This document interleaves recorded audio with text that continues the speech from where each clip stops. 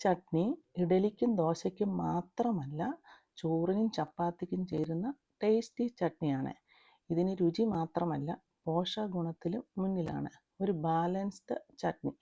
ഇത് തയ്യാറാക്കാനായിട്ട് ഒരു പാനിൽ 1 ടീസ്പൂൺ വെളിച്ചെണ്ണ ഒഴിച്ച് ചൂടാക്കുമ്പോൾ 1 ടീസ്പൂൺ ഉഴുന്നുപരിപ്പും 1/2 ടീസ്പൂൺ കടലപ്പരിപ്പും ഇട്ട് ചെറുതായിട്ട് നിന്ന് റോസ്റ്റാക്കി വരണം.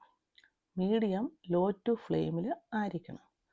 ഇതൊന്ന് റോസ്റ്റായി കഴിയുമ്പോൾ ഇതിലേക്ക് ഒരു സബോള അരിഞ്ഞത് ചേർക്കണം. സബോളയുടെ കൂടെ 1/2 ടീസ്പൂൺ വെളുത്തുള്ളി ഇഞ്ചി പേസ്റ്റ്.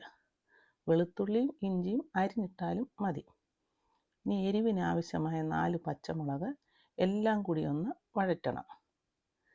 ഇതൊന്ന് വഴന്ന് കഴിയുമ്പോൾ ഇതിനകത്തേക്ക് ഒരു ചെറിയ ക്യാരറ്റ് ഗ്രേറ്റ് ചെയ്തതും 3 പഴുത്ത തക്കാളി അരിഞ്ഞതും ചേർക്കണം. ക്യാരറ്റ് ഗ്രേറ്റ് ചെയ്തിടുന്നതാണ് നല്ലത്. മുറിച്ചിട്ടാൽ ചിലപ്പോൾ അരഞ്ഞു കിട്ടാൻ സമയമെടുക്കും.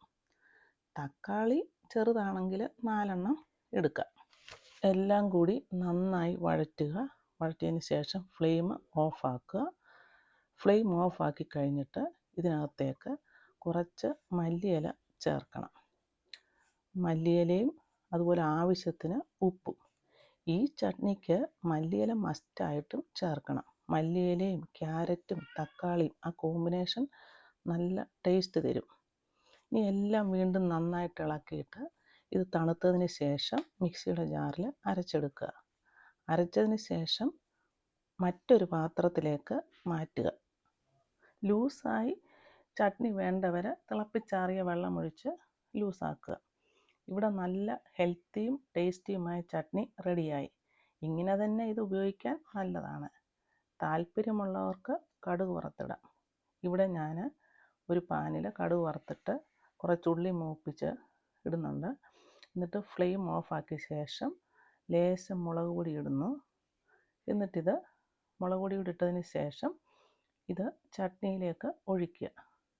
നല്ല അടിപൊളി ചട്നി ദോശയ്ക്കും ഇഡലിക്കും ചപ്പാത്തിക്കുമുള്ള ബെസ്റ്റ് കോമ്പിനേഷനാണ്. ഈ ടേസ്റ്റി സൈഡ് ഡിഷ് നിങ്ങൾക്ക് ഇഷ്ടമായെങ്കിൽ ലൈക്ക് ചെയ്യുക, ഷെയർ ചെയ്യുക, കമൻറ്റ് ചെയ്യുക. സബ്സ്ക്രൈബ് ചെയ്ത് സപ്പോർട്ട് ചെയ്യുമല്ലോ.